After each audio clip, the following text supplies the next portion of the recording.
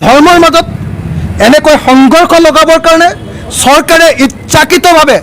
এনেকৈ হিন্দুত্ববাদী মৌলবাদী শক্তিবিলাকক এনেকৈ অস্ত্ৰৰ প্ৰশিক্ষণ দিয়াই আছে নেকি?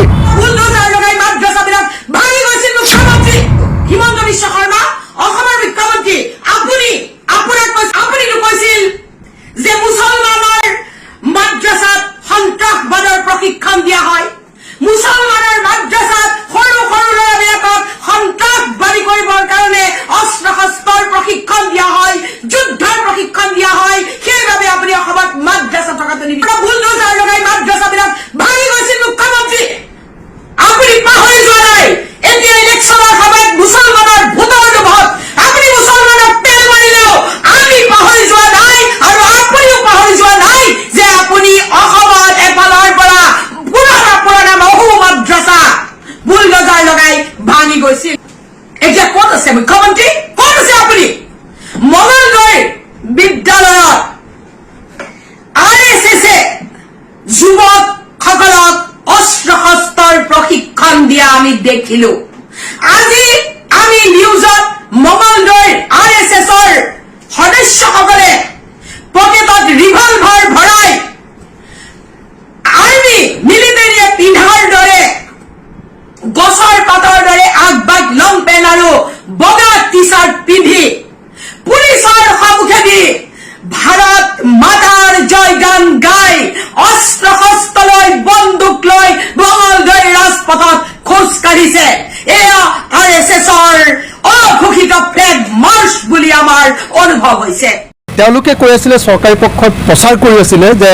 মছজিদত অস্ত্ৰৰ প্ৰশিক্ষণ লৈ আছে মুছলমান মৌলবাদীবিলাকে অস্ত্ৰৰ প্ৰশিক্ষণ লৈ থাকে বুলি কয় কিন্তু এতিয়া হিন্দু মৌলবাদীবিলাকে কেনেকৈ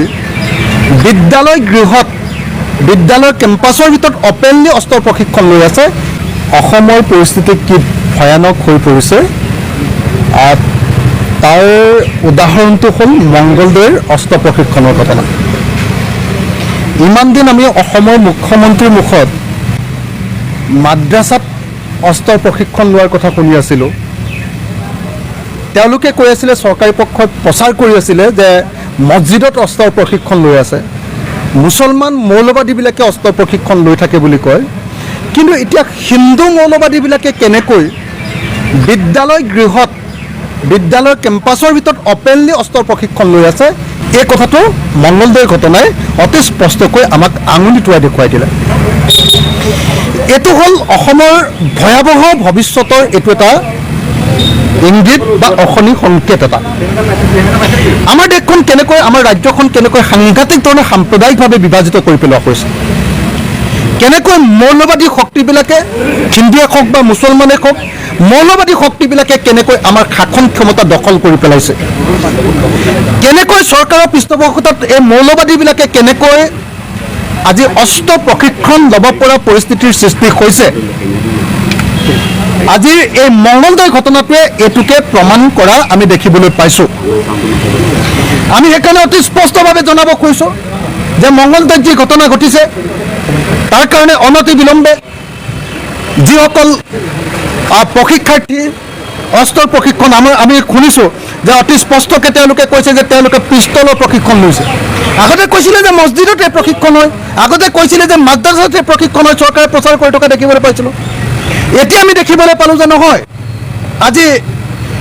বিদ্যালয়ৰ ভিতৰত বিদ্যালয়ৰ কেম্পাছৰ ভিতৰত এনেকুৱা ধৰণৰ ঘটনা সংঘটিত হৈছে কোন বিদ্যালয়ত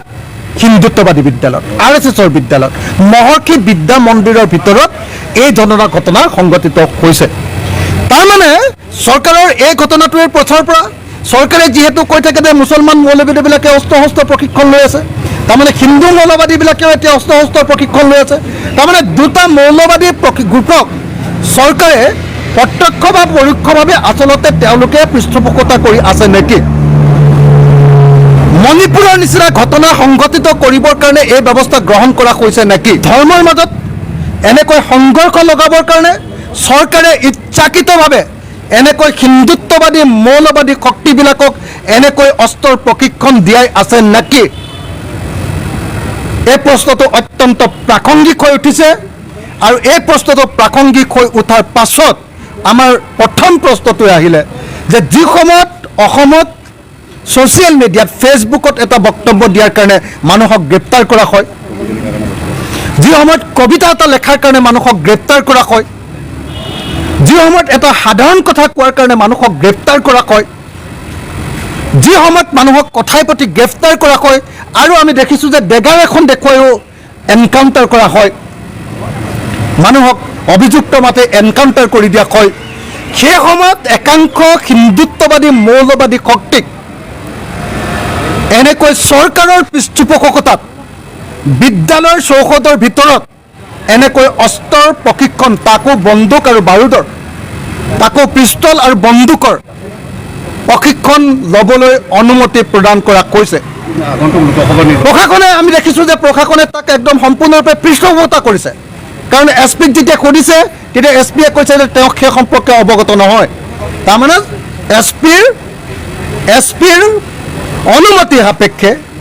এছ পিৰ মৌন সন্মতি সাপেক্ষে, পুলিচৰ মৌন অনুমতি সাপেক্ষে এই ঘটনা সংঘটিত কৰা হৈছে। গতিকে অসমৰ গৃহমন্ত্ৰীক আমি দাবী উত্থাপন কৰিছোঁ যে অতি সোনকালে অসমৰ গৃহমন্ত্ৰী তথা মুখ্যমন্ত্ৰীয়ে ডিজিপি আৰু এছ পিৰ ওপৰত ব্যৱস্থা গ্ৰহণ কৰিব লাগে, 1 নম্বৰ। 2 নম্বৰ, যিসকলে প্ৰশিক্ষণ লৈছে তেওঁলোকক গ্ৰেপ্তাৰ কৰাৰ ব্যৱস্থা কৰিব লাগে, যিসকলে প্ৰশিক্ষণ দিছে তেওঁলোকক চিৰকালৰ কাৰণে বন্দিত্ব কৰা, জেললৈ পঠিয়াই দিয়াৰ ব্যৱস্থা গ্ৰহণ কৰিব লাগে। আৰু লগতে যিখন বিদ্যালয়ত, যি মহৰ্ষি বিদ্যালয়ত,